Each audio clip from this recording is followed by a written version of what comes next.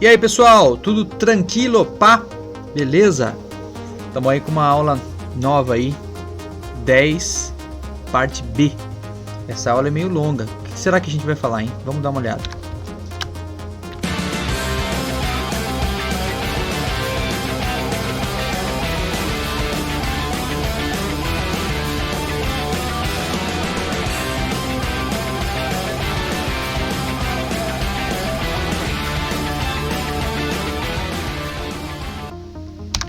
É isso aí, então você viu aí que o assunto é banco de dados local.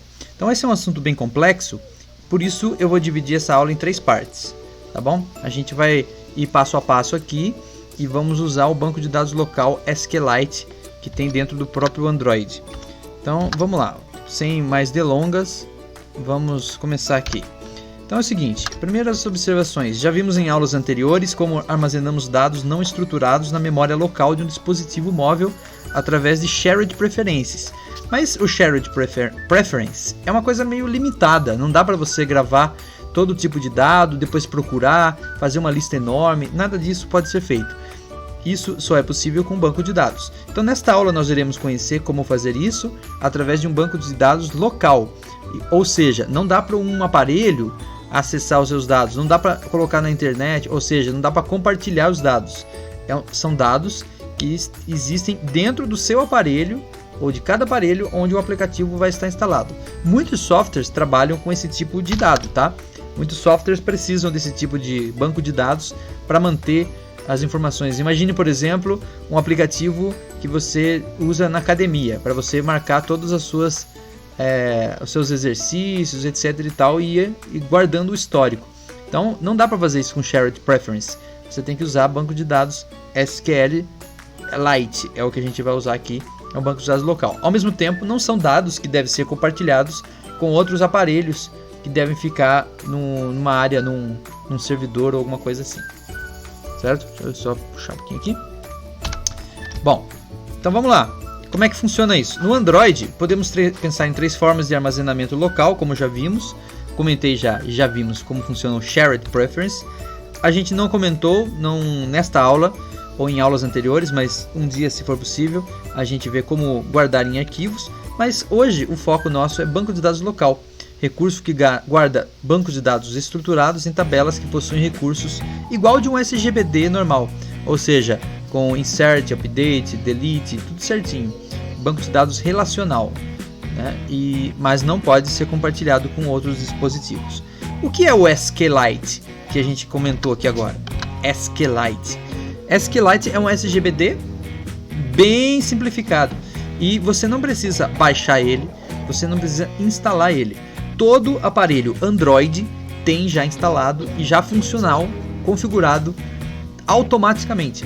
Comprou um aparelho com Android, já tem lá SQLite. Então você não precisa pensar, se preocupar com nada.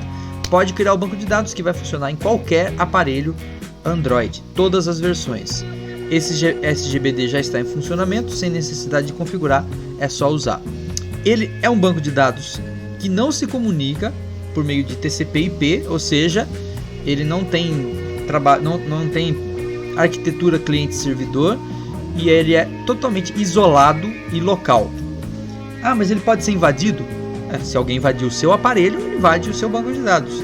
Mas se ninguém invadir seu aparelho, ninguém invade seu banco de dados. Como que nós podemos usar?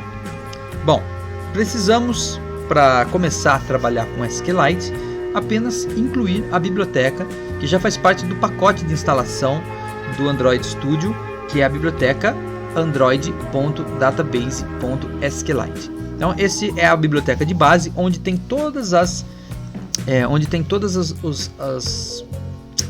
classes que nós vamos utilizar para trabalhar com banco de dados SQLite. Na classe que estamos trabalhando, temos que colocar então esse método, ou melhor, essa biblioteca, importar ela. O banco de dados será criado, armazenado e acessado diretamente em uma pasta oculta do aplicativo na memória interna do computador do aparelho. Ou seja, naquela área onde você não consegue ter um acesso direto. A única coisa que dá para fazer é apagar dados. Então você poderia, se você fizer isso lá pelo Android, você poderia estar apagando também esse banco de dados aí. Mas caso contrário, ele fica bem protegido ali na pasta interna ele cria sozinho.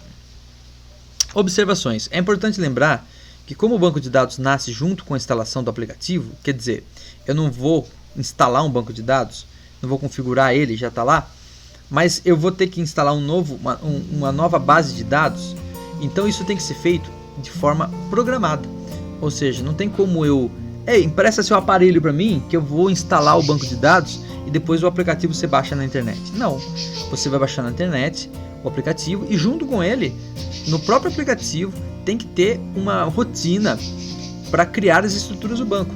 Então os métodos o método create table, essas coisas todas, e estruturação, criar chave primária e estrangeira, que normalmente é uma coisa que não está dentro do aplicativo, né? Se for trabalhar com desktop ou até com web, porque tudo isso já está desenvolvido pelo programador uma vez só.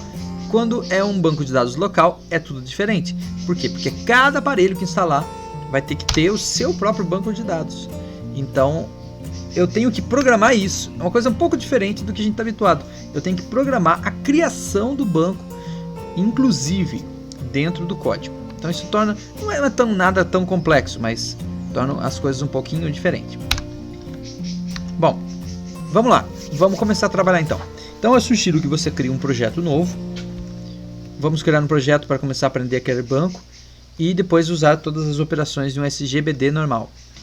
Create, depois também o Select, Update, Delete e Insert. Eu chamei o projeto de banco local. Por enquanto vamos manter uma única activity principal, que eu já vou deixar ela montadinha. Essa daqui. Então eu já crio um projeto novo, coloco o nome de banco local e adiciono aqui dois edit text, um para colocar o nome do contato, outro para colocar o número do contato, um botão para adicionar o contato e uma lista.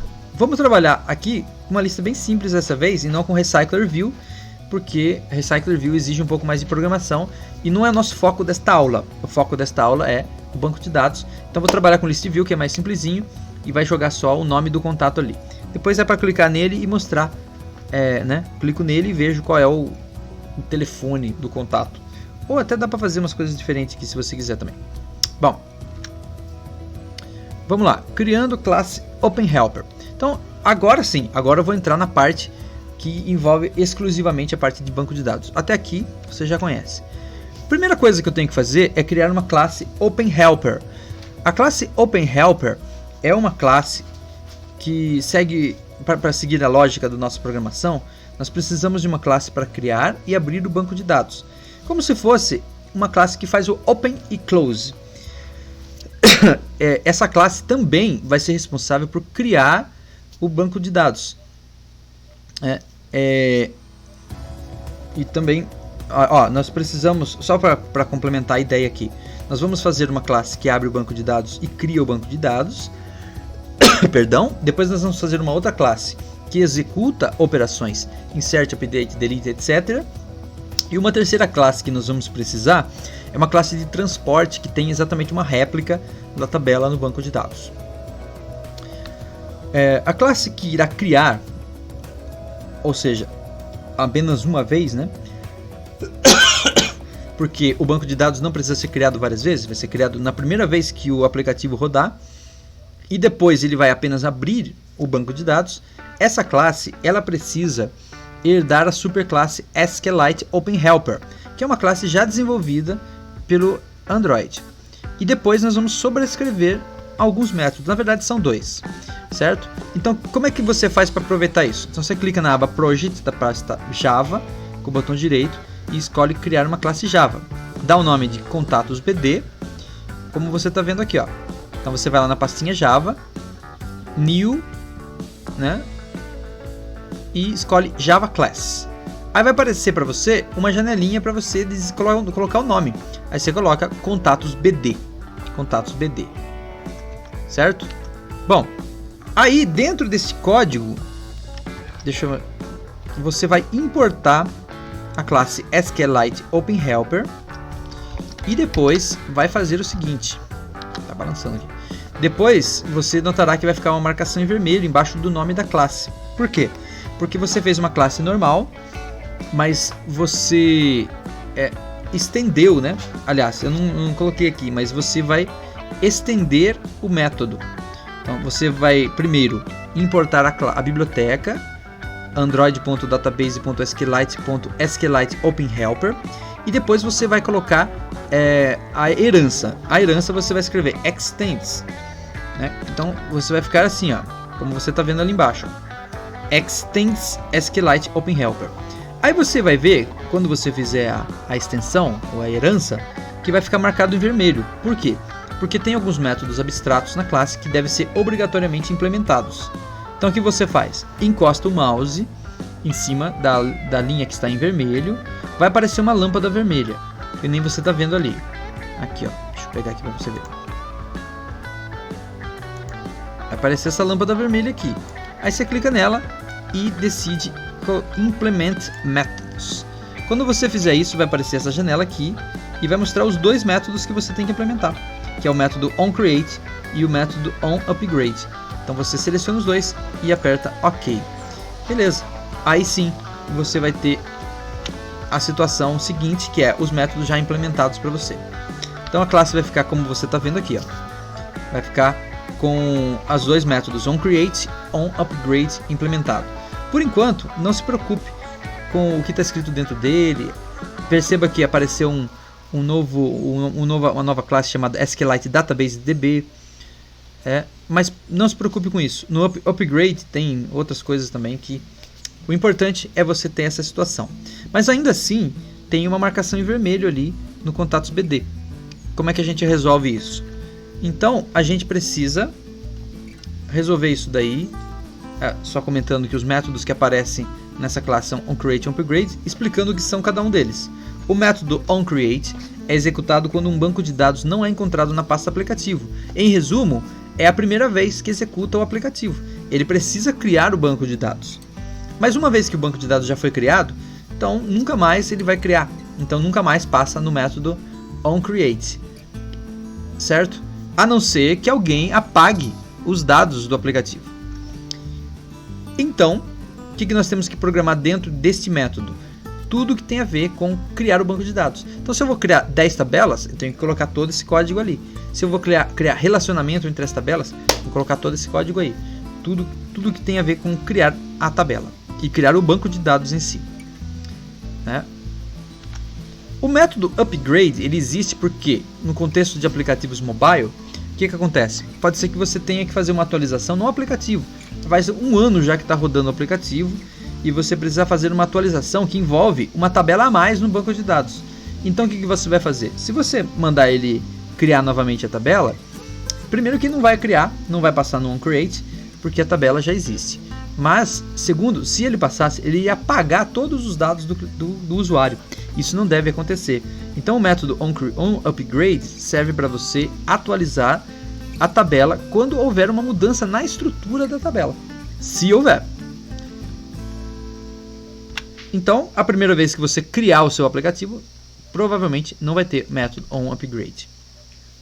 Bom, o código continua marcado como a gente viu ali. Por quê? Porque a superclasse que a gente herdou possui um método construtor e a gente não criou o método construtor na nossa classe. Então a gente precisa criar o método construtor e, além disso, chamar o método construtor original da classe original. Então nós vamos criar o método construtor mais simples possível, que vai receber um parâmetro só, o context, porque esse é um dos dados que depois eu preciso repassar para o método construtor original. Então vai ficar assim, ó, método construtor public contatos bd vai receber um context ctx. Lembra o que é um context? Context é, na verdade, a activity que está comandando as ações do meu aplicativo naquele momento. Então eu passo para ele, aí eu chamo o método original, super, e passo para ele o próprio ctx. Eu tenho que passar para ele também o nome do banco todas as vezes. Por quê? Porque o banco, a primeira vez que criar, ele vai dar um nome para ele. A segunda vez que já está criado, ele ainda precisa do nome, porque eu posso ter mais de um banco no meu aplicativo. Então eu preciso ter o nome do banco. Esse nu é um factory, que eu preciso passar no não uso. E aquele número 1 ali é para indicar qual é a versão do banco de dados. Porque se a versão for 2, por exemplo, ele vai executar o método onUpgrade, porque já é uma versão nova do banco. Na primeira versão é 1, e a gente mantém assim, vai versionando assim, ó, 1, 2, 3, 4, 5 e assim por diante. Então tá aí o método construtor dá uma analisada, pausa o vídeo e cria o seu método construtor. Bom, não acabou ainda a classe OpenHelper. Note que a classe possui um objeto da classe SQLite Database. Essa é a classe principal que a gente mais vai usar para trabalhar com SQLite. É ele que abre o banco, é ele que executa as instruções. Então, agora nós vamos implementar o método onCreate, que irá basicamente escrever um comando SQL do tipo createTable e executar. Então não tem muito segredo não, vai ficar desse jeito aqui, ó. Eu vou abrir o banco, aliás, ele vai criar uma frase. Eu usei um string para que eu pudesse escrever tranquilamente, createTable, contato. Criei apenas três colunas chamadas ID, nome e número.